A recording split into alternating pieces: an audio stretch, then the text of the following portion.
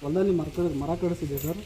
ಅದು tractor full ಸಿಕ್ಕಾಕೊಂಡು ಅಡಿಕೆ ಮರಕ್ಕೆ ಸಿಕ್ಕಾಕೊಂಡ್ಬಿಡತ್ತೆ. ಹೋಗಿ ಕೈ ಮುಗಿದೇನೆ ಹೋಗಿದ್ದೆ ಅವತ್ತು ದೇವರಿಗೆ ದುರ್ಗಾದೇವಿ ಕೈ ಮುಗಿದೇನೆ ಸ್ಟಾರ್ಟ್ ಮಾಡಿಸ್ಬಿಟ್ಟಿದ್ದೆ ಕೆಲಸನ. ಅದು ಹೋಗಿ ಸೀದಾ ಸ್ಟ್ರೈಟ್ ಮರಕ್ಕೆ ನಿಂತ್ಕೊಂಡ್ಬಿಡತ್ತೆ. ಬೇರೆ ದೋಲ ಬಿದ್ದರೆ 5-6 ಮರ ಹೋಗ್ತದೆ. ಟ್ಯಾಕ್ಟ್ರಿಗೆ ಕಟ್ ಜಗ್ಸಿದ್ರು ಒಂದು 5-10 ಗಿಡ ಹೋಗ್ಬಿಡುತ್ತೆ. ಅದಕ್ಕೆ ಏನು ಮಾಡಿದೆ, ಲೇಬರ್ಸ್ನೆಲ್ಲ ಕಳಿಸಿದೆ ಹೊರಕ್ಕೆ ಕಳಿಸಿ ಕಣ್ಮುಚ್ಚಿ ಪ್ರಾರ್ಥನೆ ಮಾಡಿ, ತಾಯಿ ಹಿಂಗೆ ಆಗ್ಬಿಡತ್ತೆ, ತಪ್ಪಾಗ್ಬಿಡ್ತೀನಿ, ಕೈ ಮುಗಿದೆಲ್ಲ ಕೆಲಸ ಸ್ಟಾರ್ಟ್ ಮಾಡಿಬಿಟ್ಟಿದ್ದೀನಿ. ಇದನ್ನು ಹೊರಗೆ ನನಗೆ ತಕ್ಕೊಟ್ರೆ ನಿಂಗೆ 101 ರೂಪಾಯಿ ಕಾಣಿಕೆ ಹಾಕ್ತೀನಿ ತಪ್ಪು ದಂಡನ. ನನಗೆ ನೀರಾಗ ಹೂವು ಬಂದಂಗೆ ಬರ್ಬೇಕು. ಹೊರಕ್ಕೆ ಅಡಿಕೆ ಮರಕ್ಕೆ ಏನಾಗಬಾರ್ದು. ಅವ್ರು ಬೇರೆ DC ಸರ್, ನಾನು ಅವ್ರಲ್ದ ಮರ ಕಟ್ಸಕ್ಕೆ ಹೋಗ್ಬಿಟ್ಟಿದ್ದೀನಿ. ಹಂಗಾಗಿ ಪ್ರಾಬ್ಲಮ್ ಆಗ್ತದೆ ಅನ್ನೋಕ್ಕೆ. ಅದು ಹೆಂಗೆ ಬಂತ ಗೊತ್ತಿಲ್ಲ ಸರ್. ಹಂಗೆ ನೀರಾಗ ಬಂದಾಗ ವಾಪಸ್ಸು ಎತ್ತಿ ಸೀದಾ ಜಾಣೆ ಕಟ್ಟತ್ತೆ ಗಾಡಿನ.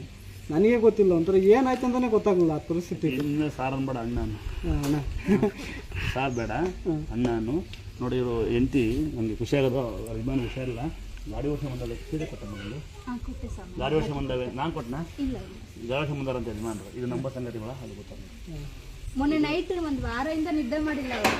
ನಿನ್ನೆ ಶುಕ್ರವಾರ ಪೂಜೆ ಮಾಡಿ ನಾನು ಅವ್ರ ತೀರ್ಥ ಅಮ್ಮಂದು ಇಟ್ಕೊಂಡಿದ್ದೀನಿ. ನಾನು ಬಂದಾಗೆಲ್ಲ ತಗೊಂಡೋಗಿ ಇಟ್ಕೊಂಡಿದ್ದೀನಿ.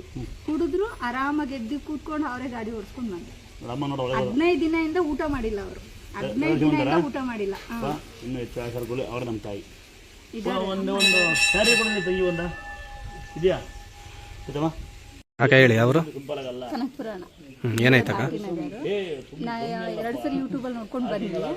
ನಾನು ಏನು ಅನ್ಕೊಂಡ್ರು ಅಮ್ಮ ನಡೆಸ್ಕೊಟ್ಟಿದ್ದಾಳೆ. ನಾನು ಸುಮ್ಮನೆ ಸರಿ ಒಂದ್ಸರಿ ಬಾಡಿಗೆ ಗಾಡಿ ಹಾಕ್ಕೊಂಡು ಬಂದ್ವಿ. ಅವಾಗ ಏನಾಯ್ತು, ಅಣ್ಣ ಇನ್ನೊಂದ್ಸತಿ ಬರೋಷ್ಟರಲ್ಲಿ ಕಾರ್ ತಗೊಂಡು ಬರ್ತೀವಿ ಹೋಗು ತಂಗಿ ಅಂತ ಹೇಳಿದ್ರು.